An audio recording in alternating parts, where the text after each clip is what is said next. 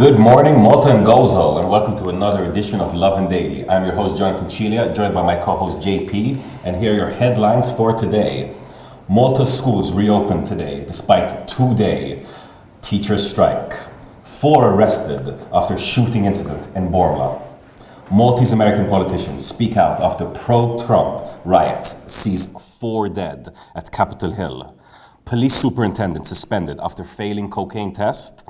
And Chris Fern says Malta will achieve herd immunity by summertime. Now, obviously, we've got a big mix of stories. A lot of people were glued to the screens last night, both in Malta and internationally. JP, do you want to take away the first story? Absolutely. So the biggest news to come out this morning is the fact that Malta schools have reopened after the Christmas break. At least state schools have. But it wasn't the reopening everyone expected. A lot of confusion this morning. Lovin Malta actually went to a couple of schools, surveyed them, and spoke to a couple of parents, many of whom were confused about the current teacher strike that was instituted yesterday by the Malta's Union of Teachers, which left many students without teachers at schools. Many parents were turned away from state schools, especially one in Aura apparently, where the school was just closed without any notice.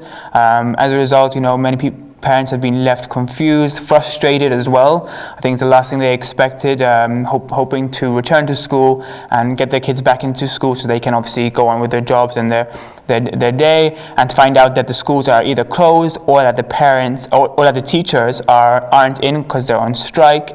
It's frustrating to say the least for the parents. At least that's the sentiment we got whilst we were out there speaking to them.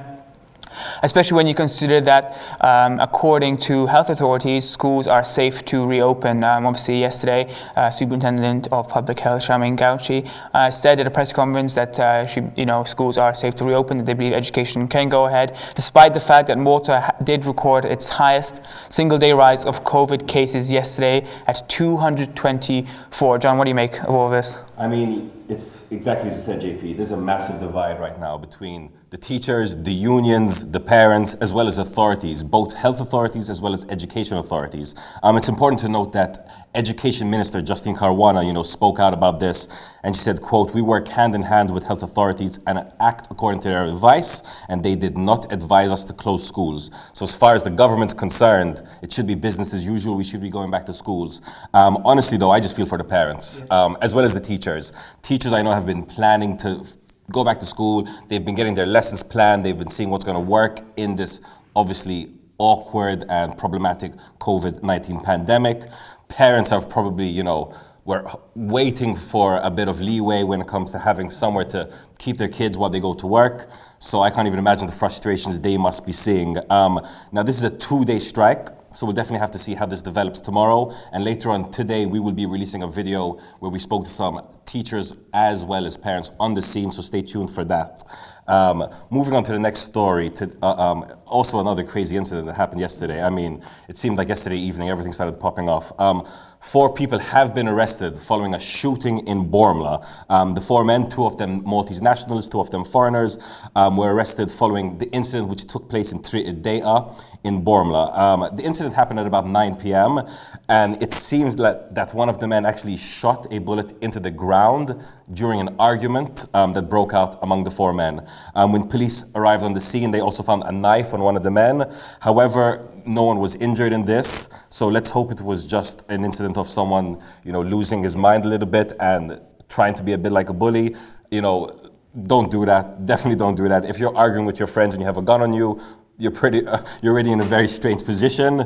Definitely don't shoot a bullet into the ground to make a point. It's not going to end well. A magisterial inquiry is now underway, and these 4 will be, investigated. But talking about shootings, JP, what happened yesterday in the US? Yeah, we'll leave the shooting to the US. Basically, as everyone I'm sure is aware, last night pro-Trump supporters stormed Capitol Hill. Capitol Hill is obviously where where Congress takes place in the US. At the time, lawmakers had met to confirm the Electoral College votes for President-elect Joe Biden. But as we're all aware by now, President Trump's rhetoric on the election being stolen from him continued. He held a rally yesterday before lawmakers met with hundreds of people attending his rally. After that, they all stormed Capitol Hill. It was scenes of chaos, as I'm sure you're aware. On TV last night, every news agency outlet was covering it. And people stormed up into Capitol Hill, into Congress, breaching the doors, in fact. And during all this chaos, one woman was shot. It was later revealed as well by the Washington D.C. police commissioner that 3 other people were injured in this incident and had also died. It was still unclear whether they were shot or not, but it's the last thing you'd expect from the United States of America, which is the leading country in the free world, where democracy is so prized and cherished as its core component, to see this absolute abuse of and disrespect towards the democratic principles and people storming like that. I mean, President Trump said it himself. You don't see America is a bit like a third world country now in this sense, and you don't see any of this happening. So it was a complete shock for, I think, a lot of people last night. In fact, Maltese American politicians, Michigan House of Representative Darren Camilleri, as well as newly elected Transport Secretary Pete Buttigieg, spoke out against the riots. Darren was particularly outspoken in it, saying it was the darkest day in the nation's history. I think Pete had some words as well, right? He did.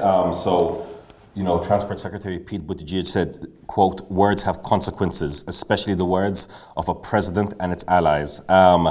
It was heartbreaking, honestly, Jay, to see what was happening last night. As you said, it's the US. They're supposed to be a beacon of democracy and freedom of speech, but I don't think what happened last night was freedom of speech. I think it was rioting, if not, it was practically looting. We all saw the video and images of people breaking windows to break into the Capitol. I mean, these people should have been arrested on sight. And what's really shocking is to remember that whenever there was a Black Lives Matter protest in the area, the whole area would be locked down. There would be all types of police, there would be snipers on the roof, etc., etc. These pro-Trump protesters were allowed to make it all the way in. Shocking stuff, but there were some very interesting reactions. I mean, former President George Bush condemned it, and Vice President Mike Pence. Now, obviously, Mike Pence, an ultra-conservative who's been by Trump's side these last 4 years, he changed his Twitter cover photo yesterday. He changed his photo to an image of Joe Biden and Kamala Harris, the incoming president-elect, and his vice president. I think that's very, very telling. He also started tweeting in support of law enforcement who were on scene to handle the protesters, as well as condemning the violence we saw. So, shocking turn of events. I think the US media is going to have a field day, if not a field week, with this. And yes, as we saw, Trump, when he finally did speak out, he didn't speak out well enough. He still, started fanning the flames, saying, listen, guys, go home. But at the same time, this election was stolen from us. So very shocking rhetoric from the outgoing president. Important to remember, we only have 2 weeks left of Trump. So who knows what's going to be happening over these next 2 weeks. It seems like he's not going to be going out quietly. So definitely stay tuned to see what happens next on that. Bringing it back to the local front. A Maltese police superintendent was found to have used cocaine after failing a cocaine test in Floriana Depot yesterday. So this is the Gozo Superintendent Maurice Kermi, stationed in Rabat in Gozo, and he tested positive for cocaine after a tip-off that he might be using the hard drug himself. He's now been suspended from the police force, and he will now undergo a review by the Public Service Commission to see whether he'll be fired or will remain on the force. It's interesting to note that back in 2014, he was also investigated after he apparently threw a wooden chair at someone else. However, he was not found guilty in this 2014 investigation. But I mean, I don't know about you, but amidst all the US chaos, a lot of people on my social media feed were reacting very strongly to this. A lot of musicians and DJs actually were reacting very strongly to this, saying, wow, I was caught with a joint 10 years ago. I'm now banned from ever DJing at a large festival. Whereas the superintendents who would often tell me I'm not allowed to play are the ones using harder drugs like cocaine. So a bit of an awkward situation, but it's very, very good that he was caught out. This is someone that's in a position of great authority. Yeah, and to be honest with you, John, it'd be a disgrace if he wasn't fired to the police force. It'd be an absolute disgrace for police force.